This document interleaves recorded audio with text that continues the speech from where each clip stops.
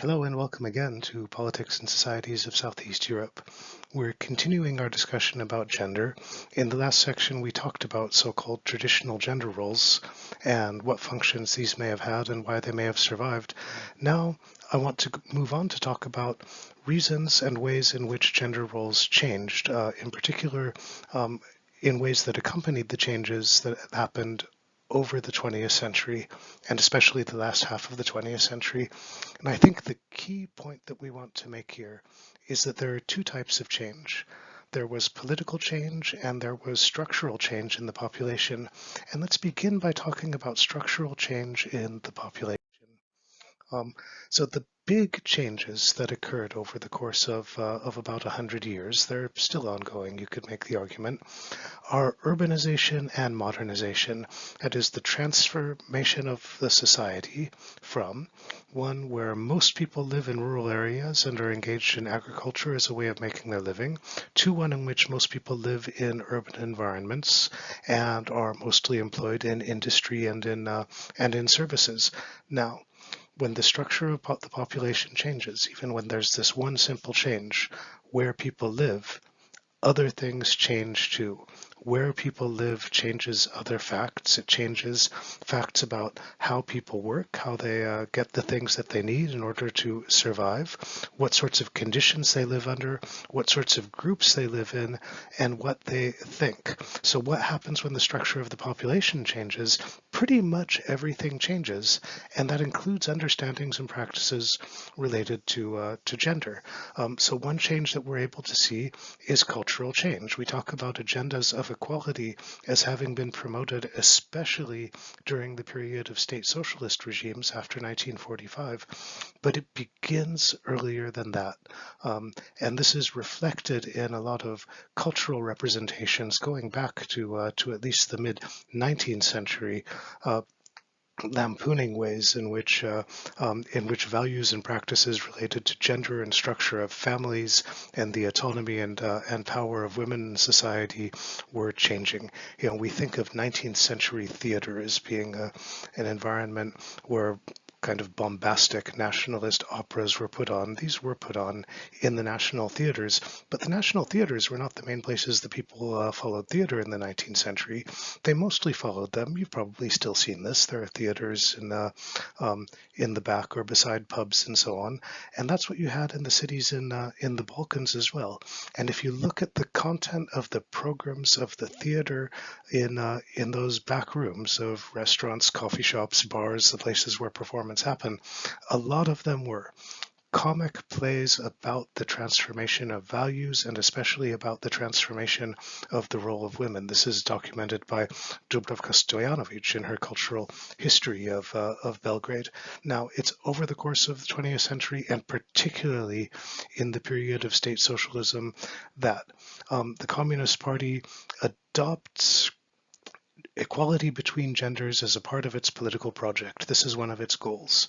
One of the things that this means is that the paid workforce becomes open to women to a greater extent than it had been before. It does not become completely equal. There are still differences in the jobs that are available, the jobs that are generally taken. There are differences in rates of pay and so on. But to the degree that you have women earning money that they are able to control, that is not receiving money earned by somebody else for their maintenance, this contributes to greater autonomy of women in society, greater room for making decisions about the ways in which money is spent and the ways in which life will be lived. And this is accompanied by, again, in the period of state socialism, there are various rules regarding equality of political representation, rules on the composition of political bodies, representative bodies that would be required in many instances to have a certain percentage or a certain balance of genders in their representation, recognition of some gender-based interest groups as bodies that have to be consulted in making decisions affecting public life, so that access to political power becomes an option for women in societies to a greater degree than it had been before, but still we're not talking about complete equality here. There are differences in the degree of power that is available to groups defined by gender. Together with this, okay, we talk about transformation of domesticity. There are major transformations of domesticity that accompany the process of urbanization. You have a move away from the extended families of the traditional period and of the village to smaller separate families, the so-called nuclear families. You have the kind of domesticity that provides access to the public sphere, and in fact requires access to the public sphere in order to accomplish things like shopping. You have the altered character of work, particularly given conditions of low pay in which it was the normal practice that both men and women would be working on the paid labor market. And you also had limitations to the transformation of domesticity because cultural attitudes did not change as rapidly or completely as universally as might be suggested, so that you had the kind of double shift in which, in particular, women would work for money in the labor marketplace during the daytime, come home in the evening, and work unpaid to care for members of the family now. So moving on then to talk about the period of change coming toward the end of the socialist period, I think the first point that we want to make here is that the agenda of equality of the state socialist regimes was not completely achieved. That is, images of modernity and equality were heavily promoted, but this was combined with facts reflecting actual inequality on the ground. The second thing is that, as you know, state socialism rapidly, particularly after the mid-1980s, lost its legitimacy, was replaced, and with it, a great part of its ideology and ideas related to communism were rejected. The rejection of communism meant the rejection of ideas associated with communism, and included among these ideas were ideas of gender equality. And given that, state socialist regimes were replaced in many instances with nationalist regimes, that is, with regimes using ethnicity, unity, rivalry with another national or ethnic group as their basic justifying principles. You have new images created for women. The image of women that is promoted by nationalism is the image of the mother of the nation, that is, somebody who assures that the nation will be as large as possible by producing new members for it, and whose role is to care for and raise the members of the nation. And this is justified in terms of the idea that members of other national groups constitute a biological threat to the home nation, that their population is expanding, they're becoming more powerful, the nation is becoming less powerful, and it is up to a transformation in roles related to gender to address this threat.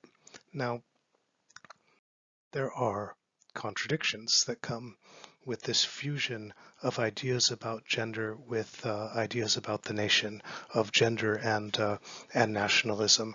As soon as fertility rates become a political issue, what this does, this places demands on women, places demands on the identity of femininity, and increases the role of demands that are associated with producing families, with caring for men, with raising men of a particular type. That is, that together with demands placed on identities related to femininity, demands are also placed on identities related to masculinity. So this is recursive. And to give an idea of what these demands are, you've got a quotation there on the slide. This is from a 1990s era politician, nationalist politician, Maya Gojkovic, who at the time was a member of the parliament for a nationalist party. She is still active. She is currently the Minister of Culture. And I'm not going to read this quotation to you. You can read it yourself.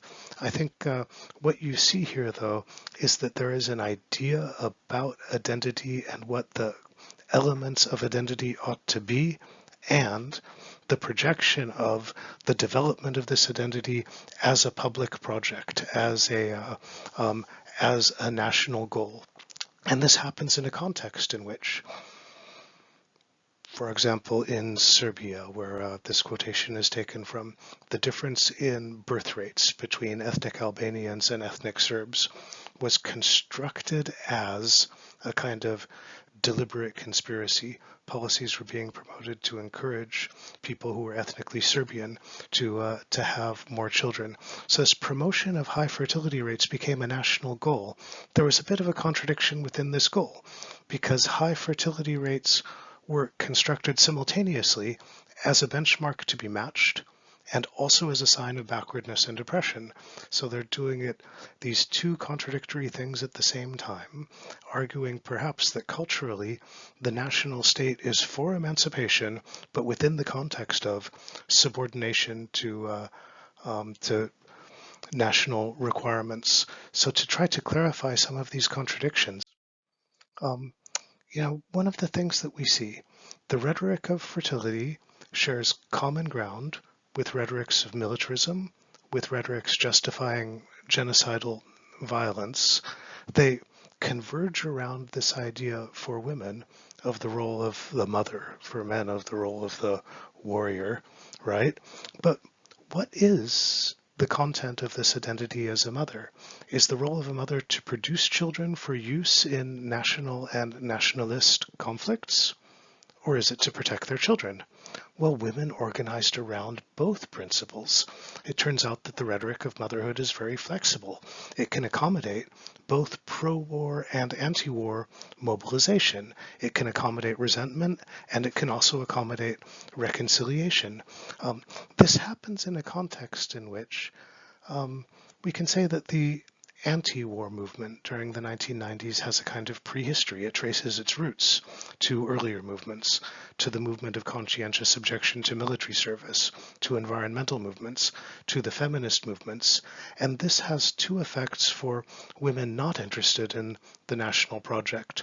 First, it means that there already existed a cross-border network of women formed before there were borders between states. And second, it means that women involved in these networks already have a political profile which is a subject of dispute. It is popular among some social groups and not among others. And we probably might also bring forward another contradiction in this rhetoric of motherhood and in the promotion of fertility.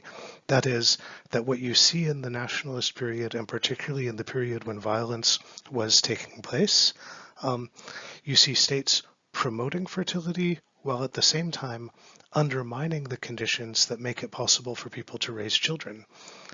Conditions like providing work leave, health and child support, income support, secure environments where people are safe from violence.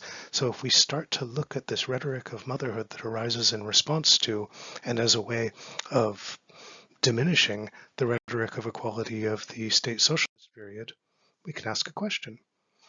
If the rhetoric of motherhood is not good for promoting the formation of larger families, more families, bigger nations, what is it good for? I think I will leave that question unanswered, but I'll give you a little hint. This segment is ending now, and in the next segment we're going to talk about violence.